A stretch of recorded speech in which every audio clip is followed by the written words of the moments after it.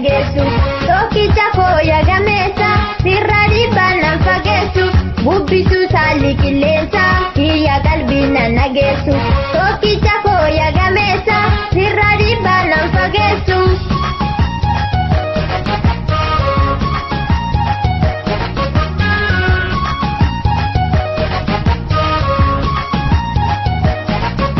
Kajitate direnga makesa ya gotannu sangota dachamne dokata da dubbin rakesa kamtenya kabenya fatafne muradate bifanto mantatu kon falkanin kannutti kasatu okolani lalu tabakenya finfinne nanan kannu nagenya hanebo garabasu hogesa hanurtu anurratti barbadu la feda la fakenya jabesa mumma rakate di kanadu.